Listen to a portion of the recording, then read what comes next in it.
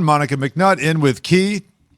And yes, that weather is miserable today, but we do have a trophy. We do have some bling on the set right now.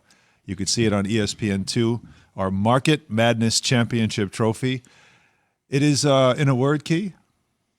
Stunning. Stunning? Yes, very stunning trophy here. The winner of Monica, it moves. The winner of the Market Madness Championship is who? Yadi Molina. That's right, Yadi St. Molina. Louis market showed out, so I guess this trophy's going to St. Louis. Back to St. Louis. St. Louis, yes. They're bringing the trophy back home. Another win for St. Louis. That trophy, something. Can I just tell you, Something.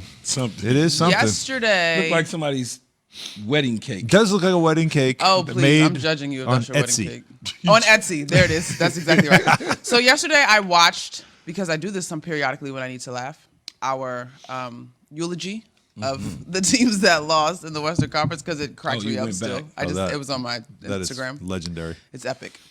So yeah, just wanted to share that. Oh, I thought there was more to it. Yeah, it's out of nowhere. No, because I keep trying to convince you to do it again, but you like, ugh. No, I'm not going to do it again. The reason I'm not going to do it again. I don't want to hear the reason. I already know. It's whatever. Okay. Well, you asked the question. So. No, I didn't. I already know the reason.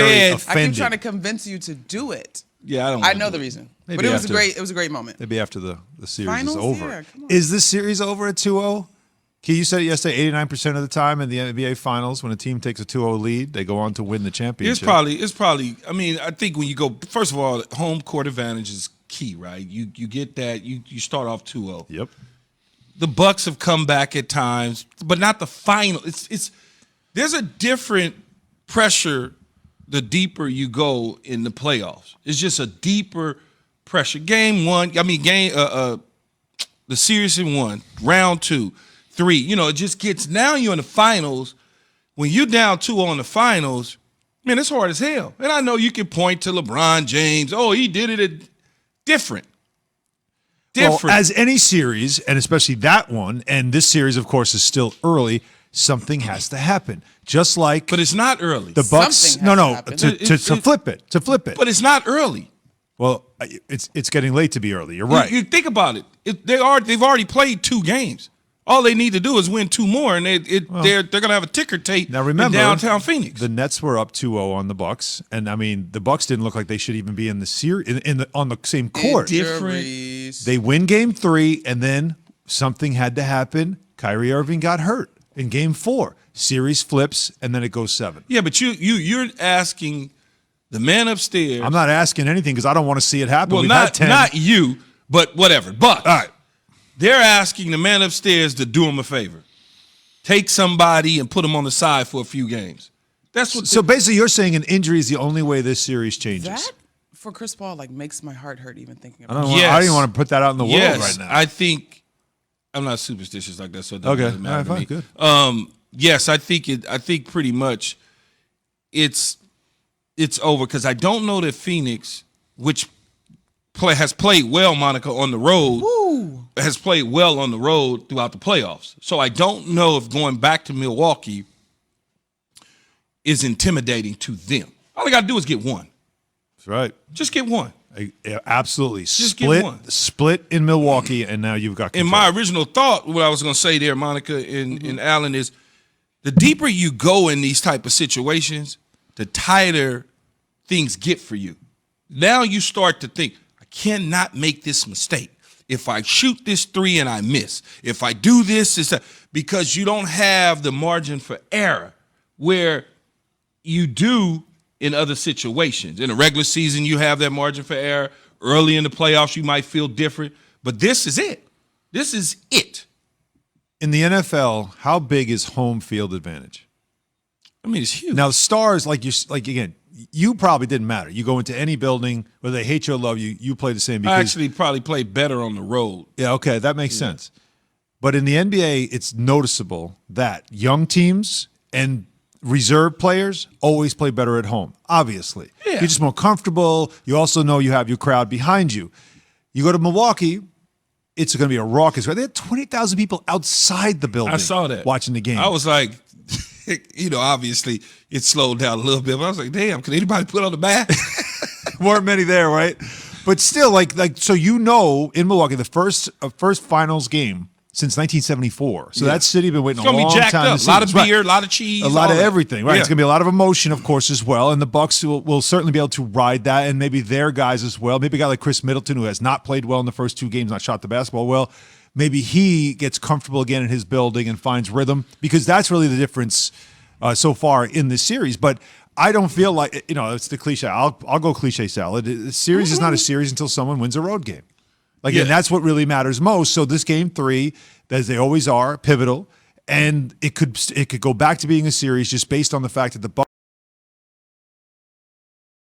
Bucks go home, feel better, because it's not like they got smoked in game 2.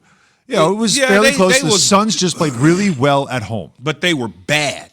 They didn't get smoked. Yeah, but they gave up 118 bad again. They were bad, and the only dude, in my opinion, that really showed up was Giannis. Yes. And that was the question: is what can Giannis do? Giannis gave him 42 points. Man, they wasted 42. Woo. Wasted.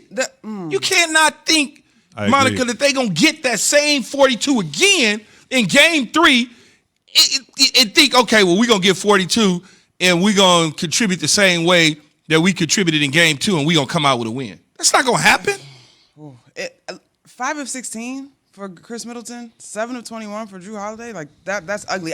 I will say this: for as tough as that has been for the Bucks to find offense, they still cut it to single digits in the 4th, definitely in the 3rd, right? And so you could see where, Connaughton hits a 3 or 2 or maybe 1 less turnover. They are close enough. But what has been so impressive to me is Phoenix's ability to respond every single time. And so they don't allow the Bucks to get any closer. I mean, yesterday going into the pregame show on ESPN Radio, we talked about timely buckets in game 1, because technically Phoenix didn't shoot the 3 particularly well in game 1, but they hit timely threes. In this game, they shot 50% from 3, and they were super on time. So it's a tall task for the Bucks. I will say this: obviously, they've been here before. Middleton, we know, plays better at home. Mm-hmm. I don't know if he plays that much better. And to Key's point, it just feels like Phoenix is the team that takes themselves with them wherever they go, and so they're not going to be fazed by going on the road. And when you mention Phoenix and you keep saying the team, right? I mean, you talk about definition of team. There's something special going on with this group. There's no doubt about it. With Chris Paul as sort of their, as their leader on the floor, Monty Williams as the coach that you could tell they all believe in. There is a confidence about this group that you can see that it is a bit precocious for a team. What's the average age, Monica? You tell me. The starters, it's What did like you just 4 say? starters under 24. What's that? Precocious. Precocious. Yeah, Never heard that you yourself were a precocious neophyte your rookie season. That's certainly a all these. Clydism. Yeah, I'm not a writer. So. Spelling bee words. Yes. Okay. So let's go to Straight Talk, brought to you by Straight Talk Know Wireless. your audience. Chris Paul talking about them being there, his first time too at the NBA Finals on the big stage. And the point is for them staying together as a team, staying locked in and believing in the system, stay in the moment. I do a pretty good job of staying in the moment. Maybe a lot of the guys on our team, this is their first playoff series. They don't know the heartache or the heartbreak. They just out there playing.